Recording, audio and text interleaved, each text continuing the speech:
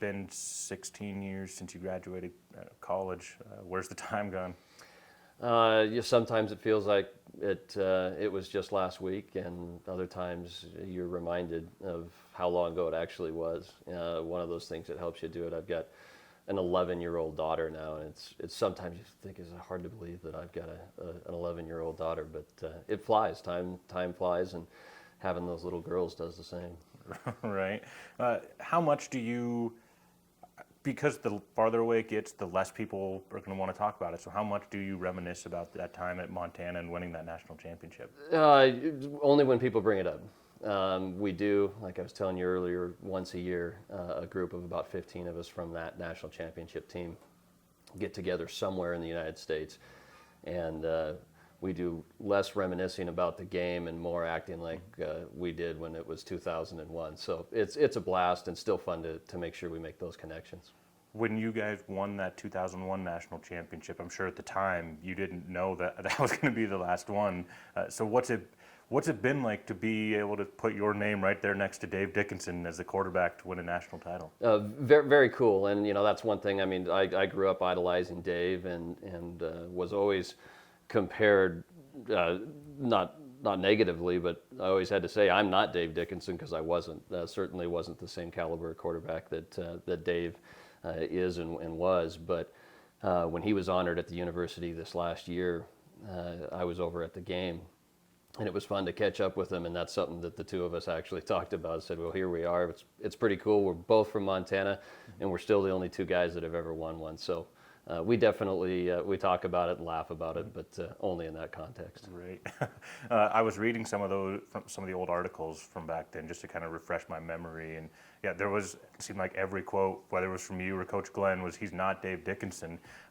What was it like to kind of have to follow in the legend's footsteps? I never thought of it like that, to be honest with you. The comparisons were always there, and I always did truly feel. I mean, I certainly never put up the stats that Dave did, but we were a total different football team than what they were then, and we had a different coach, and we had a different way of going about things, and we won a national championship on really strong defense, a great offensive line, running back in Johansi Humphrey, and not turning the ball over, and that was my job. And don't do anything flashy, just make sure that you take care of the football and get victories. And I think we, at least at my time there, ended up 27-4 in total. So the philosophy worked. This last summer we did a series where we looked at some of the best players ever to come out of Montana, talked to Coach Clabo about you a little bit. The word that, because he said, he's not the most physically gifted, but that guy is the toughest football player I've ever been around. When people throw around words, tough, winner, what's it mean to you to hear people talk about you in those terms instead of just talking about, being a talented guy out there? Yeah, no, and I mean, I think knowing that I wasn't Dave Dickinson and I wasn't the most gifted quarterback in the world, I didn't play quarterback till I was a freshman in high school, and I think that that's the way I always prepared myself was I better work harder than everybody else, and I better put everything on the line all the time to make sure you get a victory. And I think that is exactly how I succeeded in getting to where I was in terms of football, is not being afraid of that and making sure that I was the first one to show up and the last one to leave, and work hard is harder than everybody else, and gain your teammates' respect. And I think I always did that. National title with the Grizz, high school state championship at Billings West, first one in program history, is that yes, right? Yeah. Which one means more to you? You'd have to say just the college national championship, just for the simple fact that it gets rarer and rarer every step you go. And lucky enough to get one at Billings West, which was a blast for Coach Clabo. He'd been there a long time and gotten close a couple times, but never could get over the bubble. And that's what it needed to turn. West High has won a lot of them since. And there's been a lot of good players, Andrew Sell, and guys that have gone on to have great careers at Montana and other colleges, to include the Bobcats. So both of them mean a lot, but just the fact that one more level is a little bit more exclusive was pretty cool. Absolutely.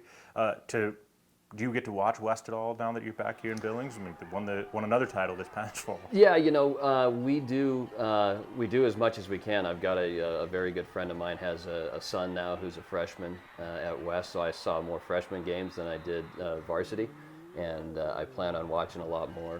Riley Bergeson is the kid's name, and he's going to be a standout for him. So it's fun to have a connection now again. As things move on and you lose those connections, it's a little bit more difficult to stay in touch. And then I've got a son who plays flag football, so that's focus number one, and then that too. So what's it like being a father? Oh, it's phenomenal. Every step is rewarding, difficult, and it's a blast. I love every minute of it. While it's challenging, but every stage you think, oh, it's gonna, I'm gonna miss this one, but everyone gets better. Yeah, when we talk to football players, that's not who you guys are anymore. So Yeah, I mean, for sure. who is John Edwards? Who's Johnny Football or Johnny Montana now? Yeah, and that's one thing I did realize pretty quick during college football that I wasn't going to have a pro career and I wasn't going to make a living at it. So I turned my focus to make sure that I had at least the minimum requirements to get into law school, which I finally did, and went to law school. My dad's an attorney and has been for 40 plus years. I work with my brother, who's also an attorney here in this office. And, you got to realize that that's your next step in life and go for it. One thing that football has always helped me with is to realize the effort that you need to put in to get there. And no matter what whether it's high school athletics or college athletics, it teaches you those fundamental skills you need to work hard, show up on time, do what you're told, and it'll benefit you in life for sure. Football is kind of under attack right now with concussion, CTE, and everything else that goes along with the physical game. When you talk about it, I mean, you talk about everything else that it brought to you other than just the game. I mean, how important was football to you, and to still young people who play it now? How important is football to kind of develop those characters that lead to successful lives? Absolutely, and it's not necessarily related just to football. I think any activity that it is, whether it be dance for girls and boys, or soccer or whatever extracurricular activity it may be, those skills are embedded in each one of them. In terms of the issues with football and whether there's dangers involved, yeah, certainly those still exist, but I think today's football is much different, even from when I was, like you say, 16 years ago removed, and it's a different game, and they're protecting the players a lot more, and they should.